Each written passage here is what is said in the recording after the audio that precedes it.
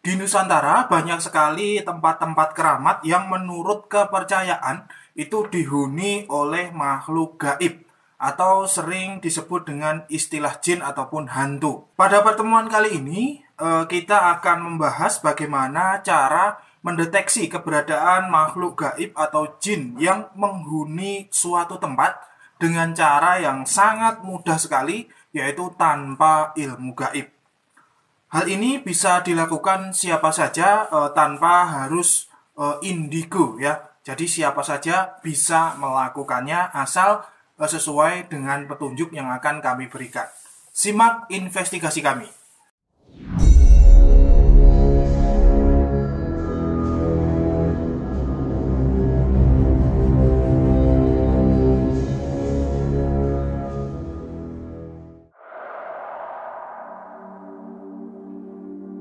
Bismillahirrahmanirrahim. Assalamualaikum warahmatullahi wabarakatuh. Alhamdulillahirabbil alamin. Assalatu wassalamu ala asrofil anbiya wal mursalin wa ala alihi washabihi ajma'in. Amma ba'du. Allahumma sholli ala sayyidina Muhammad wa ala ali sayyidina Muhammad.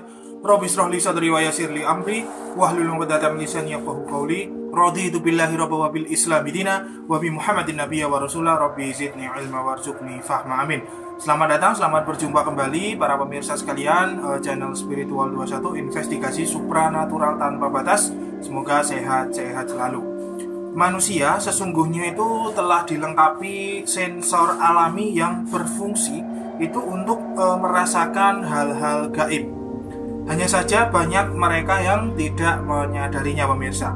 Contohnya adalah mungkin ketika kita keluar malam dan berada di tempat yang sepi, kita otomatis merasa takut dan merasa badan ini merinding. Nah, kalau pemirsa ingin mencobanya, silahkan keluar malam ya, di malam hari, yaitu kisaran jam 12 malam ke atas. Itu carilah tempat yaitu seperti kuburan maupun tempat-tempat angker yang lain seperti petilasan, candi dan lain sebagainya. Nah, nanti di situ pemirsa akan merasakan sensasi-sensasi merinding. Nah, itu adalah sensor dari dalam diri kita. Sensor atau biasa disebut dengan kepekaan tersebut bisa dilatih dengan metode tenaga dalam, sehingga akan menghasilkan kekuatan yang cukup luar biasa, pemirsa.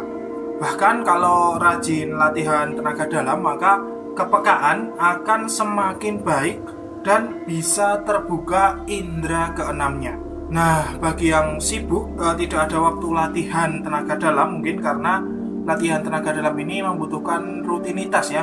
Tanpa latihan pun kepekaan ataupun sensor tersebut bisa dipergunakan. Tetapi tentunya caranya berbeda dari mereka yang sering latihan tenaga dalam. Kalau yang sering latihan biasanya memakai teknik meditasi ataupun teknik ilmu penerawangan atau kepekaan energi seperti itu. Nah, untuk kita yang tidak latihan tenaga dalam ada metodenya sendiri yang insya Allah akan kami jelaskan. Sebelum mencobanya ya, silahkan untuk persiapkan mental terlebih dahulu. Tujuannya yaitu agar nanti ketika melihat ataupun mendengar suara-suara aneh tidak ketakutan. Cara melatihnya yaitu adalah dengan memperkuat ibadah sesuai dengan keyakinan agama masing-masing. Istilahnya memperkuat keimanan kepada Tuhan Yang Maha Esa. Di sini kami jelaskan 5 tingkatan cara untuk mendeteksi keberadaan makhluk gaib yang menghuni suatu tempat tanpa ilmu gaib, tanpa wirid, tanpa membaca apapun. Sebelumnya Anda itu wajib mencari tempat yang angker ya. Harus tempat yang angker dan sepi dari penduduk, alias tidak ada orang satupun di tempat tersebut. Kalau tempat itu di lingkungan keramaian, maka tempat itu harus tidak ada orangnya. Jadi harus memang benar-benar sepi. Kalau bisa ya cari yang sepi, yang jauh dari penduduk. Setelah Anda menemukan tempat tersebut, maka malamnya Anda melakukan ataupun mencoba interaksi di tempat tersebut. Waktunya yaitu tengah malam di atas jam 12 ya, di atas jam 12. Nah, percobaan ini harus dilakukan bertahap sampai benar-benar merasakannya, pemirsa. Jadi tidak langsung hari pertama, hari kedua, hari ketiga seperti itu. Nanti ada tahap-tahapannya. Nah, inilah 5 tahapan atau 5 tingkatan cara untuk mendeteksi tempat angker atau keberadaan makhluk gaib. Silahkan simak. Tahapan yang pertama yaitu biasanya ada interaksi, ditandai dengan perasaan takut, bulu kuduk itu berdiri ya, dan sekujur tubuh ini merinding. Nah, itu tandanya kepekaan mulai terbuka pemirsa. Kalau ada rasa ini, kita sudah bisa merasakan seperti ini, maka bisa ke tahap selanjutnya. Kalau belum, silahkan dirasakan dulu, kira-kira bisa merasakan atau belum.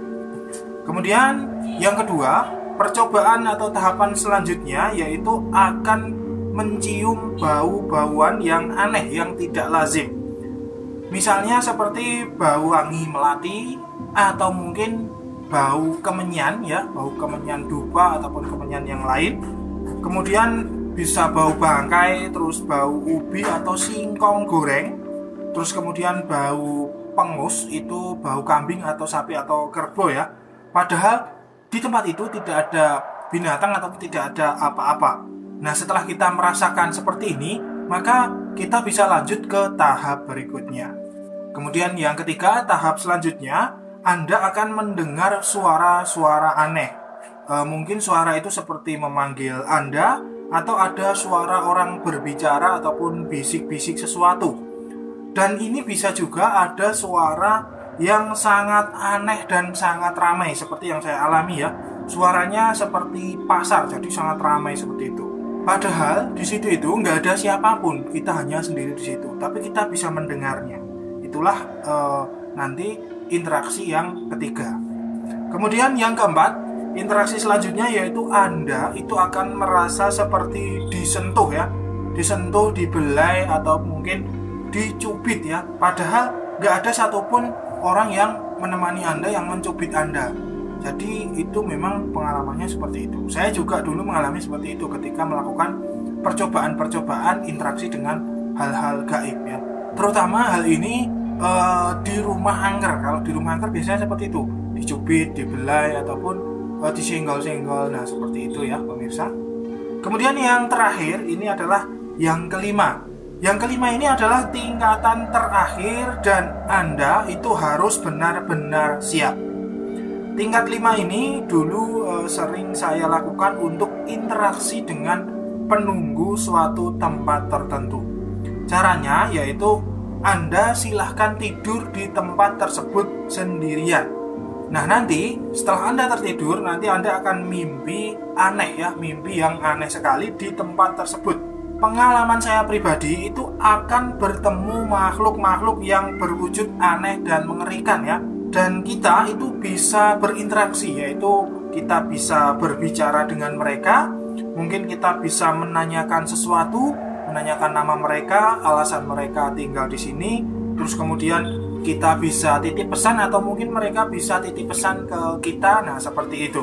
Untuk tingkat 5 ini saya sarankan Anda berbekal dulu ilmu pagar gaib ataupun ilmu pagar badan. Ilmunya nanti bisa klik di link deskripsi ataupun bisa lihat di playlist channel ini. Di situ sudah banyak sekali, mungkin ada beberapa. Anda tinggal pilih yang sekiranya cocok dan mudah ya, seperti itu. Tujuan ilmu pagar badan ini yaitu agar mereka, para makhluk gaib itu tidak ikut kepada Anda atau tidak menyerang Anda pemirsa. Karena terkadang apabila ada makhluk gaib yang usil, maka dia akan menyerang.